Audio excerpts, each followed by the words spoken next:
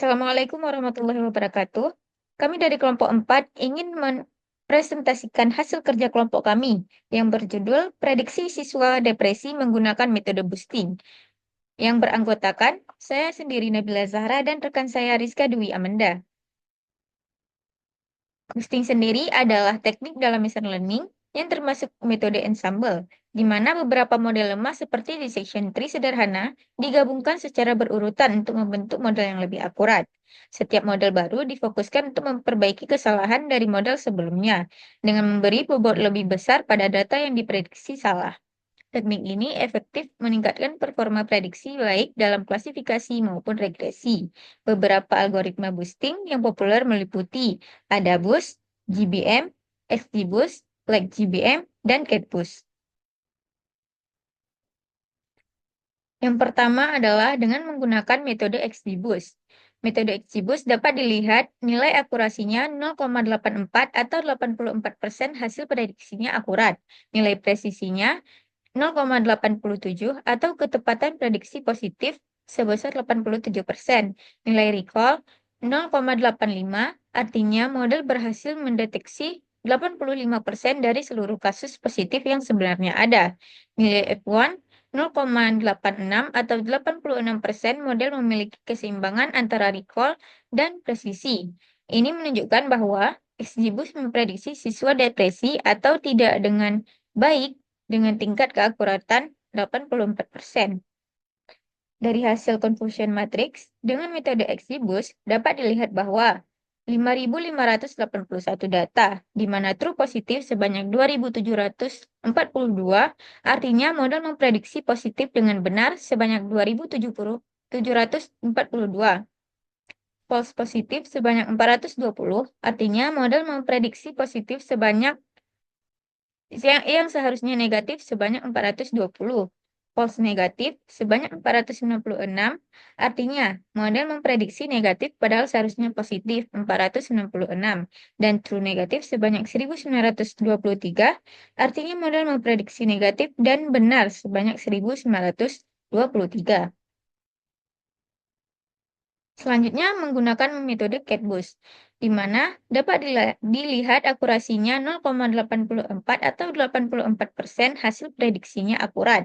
Nilai presisinya 0,87 atau ketepatan prediksi positif sebesar 87%. Nilai recall 0,84 artinya model berhasil mendeteksi 84% dari seluruh kasus positif yang sebenarnya ada. Nilai F1 0,86 atau 86%, model memiliki keseimbangan antara recall dan presisi. Ini menunjukkan bahwa CatBoost memprediksi siswa depresi atau tidak dengan baik dengan tingkat keakuratan 84%. Dari hasil confusion matrix, dengan metode CatBoost dapat dilihat bahwa 5.581 data true positif sebanyak 2.729. Artinya, model memprediksi positif dan benar sebanyak 2.729. False positif sebanyak 405, artinya model memprediksi positif padahal seharusnya negatif sebanyak 405. False negatif sebanyak 509, artinya model memprediksi negatif padahal seharusnya positif 509. Dan true negatif sebanyak 1938, artinya model memprediksi negatif dan benar sebanyak 1938. Selanjutnya menggunakan metode LightGBM. Dapat dilihat nilai akurasinya sebesar 0,83 atau 83% hasil prediksinya akurat. Nilai presisinya 0,87 atau ketepatan prediksi positif sebesar 87%.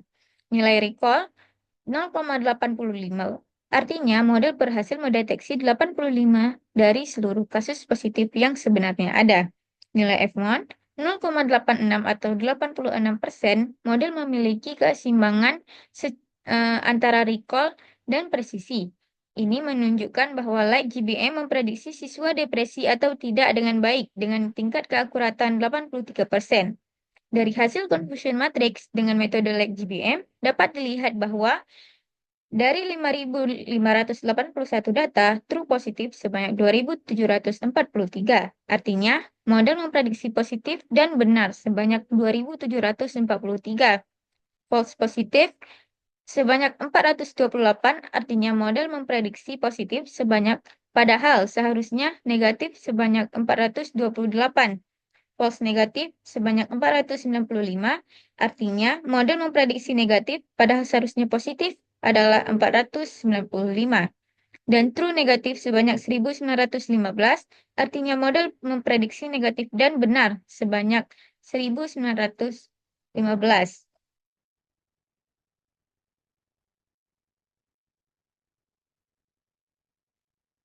Selanjutnya akan dijelaskan oleh Rizka Dwi Amanda. Baik, saya akan melanjutkan presentasi teman saya. Yang pertama, ada metode ADABUS. Metode ADABUS ini dapat dilihat nilai akurasinya 83%, yang berarti hasil prediksinya akurat sebesar 83%. Nilai presisinya 87%, yang berarti ketepatan prediksi positif atau kelas 1 itu sebesar 87%. Nilai recall itu 85%, yang berarti model berhasil memprediksi sebesar 85% dari seluruh kasus positif atau kasus kasus 1 yang sebenarnya ada. Nilai F1 0,86 atau 86%, model memiliki keseimbangan antara recall dan presisi. Dapat dilihat bahwa ada bus memprediksi siswa depresi atau tidak dengan baik dengan tingkat keakuratan 83%. Dari confusion matrix dapat dilihat dari 5.581 data, positifnya ada sebanyak 2.743. Artinya model memprediksi positif dan benar sebanyak 2.743. Terus ada nilai false positif sebanyak 428, artinya model memprediksi positif pada seharusnya negatif itu sebanyak 428.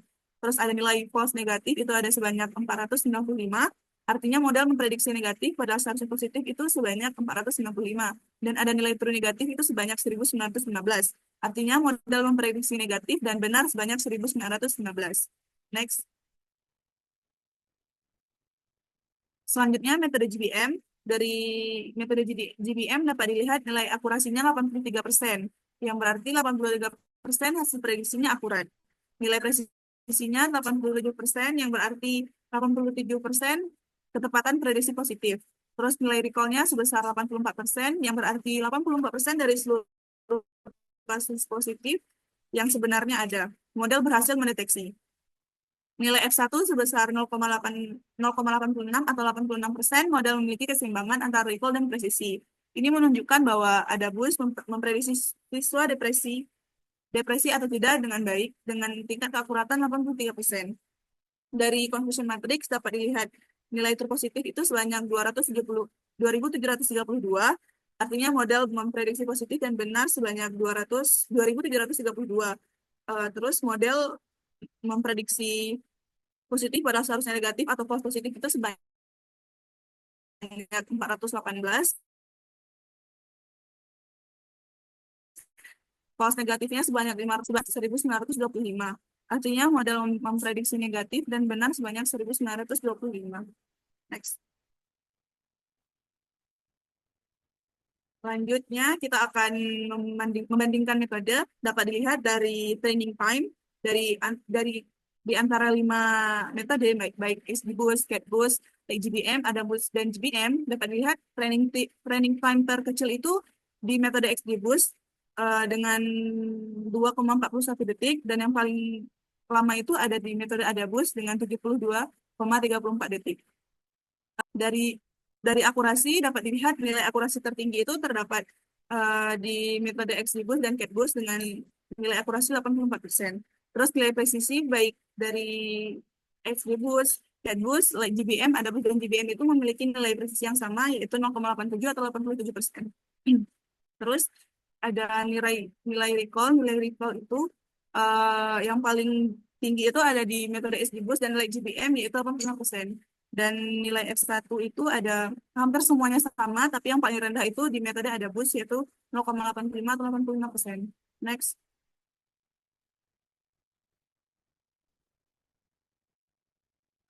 Kita dapat menyimpulkan bahwa dari kelima metode boosting, seluruh model itu menunjukkan performa yang baik dan memiliki hasil yang cukup baik. Tidak ada model yang terlalu jauh perbandingannya. Namun jika kita ingin melihat keefisiensian waktu dan tinggi akuratnya, kita bisa mengambil metode XGBoost karena metode XGBoost itu memiliki nilai akurasi 84%, itu termasuk nilai akurasi tertinggi di model ini, dan training time-nya yang tercepat yaitu hanya 2,41 detik. Karena itu, XGBoost itu menjadi metode yang tepat untuk kasus ini. Sekian dari kelompok kami. Terima kasih atas perhatiannya. Mohon maaf atas kesilapannya. Kami akhiri. Assalamualaikum warahmatullahi wabarakatuh.